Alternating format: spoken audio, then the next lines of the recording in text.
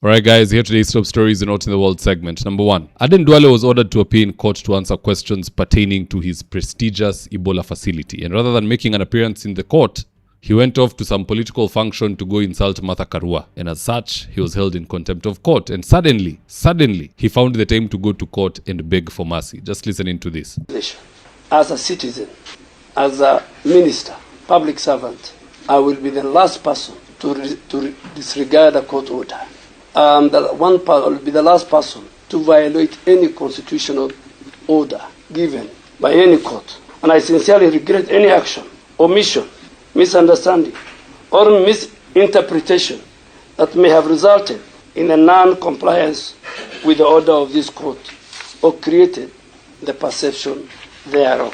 Thank you, my lady. If you ask me, that apology is not enough. He should be fined 5 million Kenya shillings from his pocket, so that next time a CS is called to court, they take it serious. Otherwise, they'll always just be saying, oh, we had mambo inaendelea, mambo ya national security, and so on and so forth. Excuses. Respect the rule of law, even if you're a ruler yourself. Number 2, once upon a time, leaders would call people together to launch massive projects like railroads and highways. But nowadays, people are brought together to celebrate and launch personal businesses belonging to politicians. Just have a look at Sam Mburu and Susan Kihika celebrating the launch of their new multi-billion shilling hotel.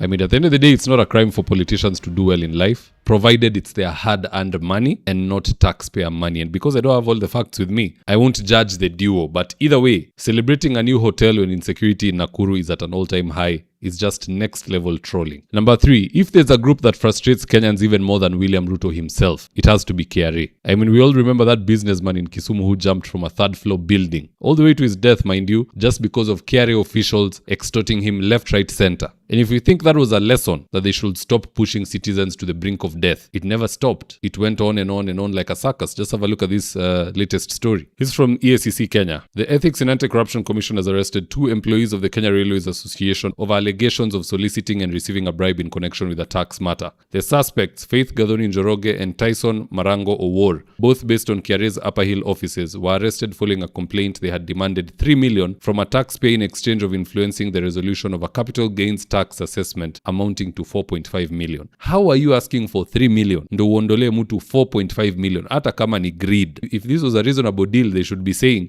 wewe leta 500,000 tukutolei 4.5. You want to collect on behalf of the country 3 million.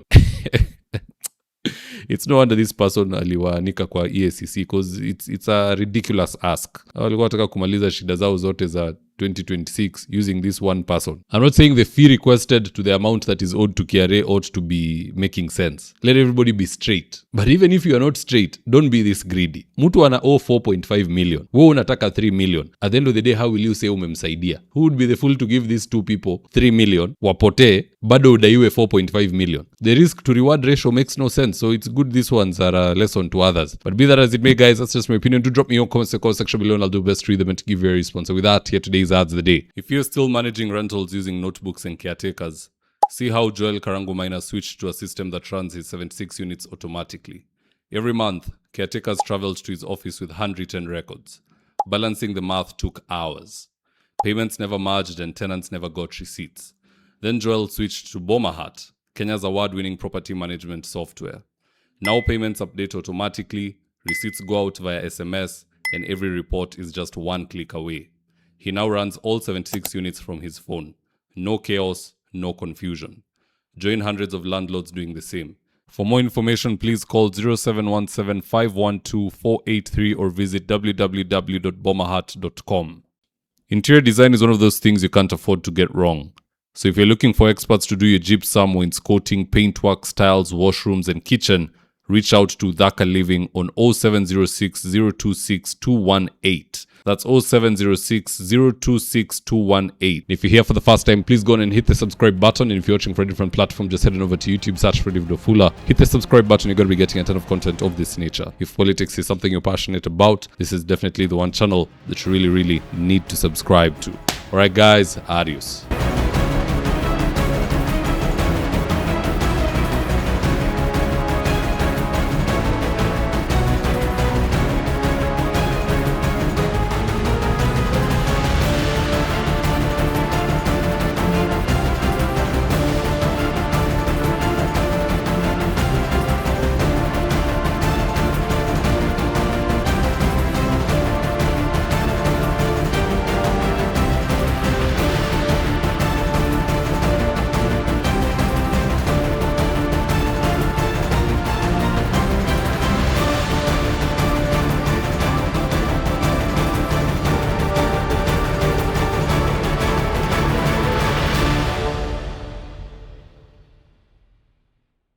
Thank you for choosing David Wafula as your primary news platform.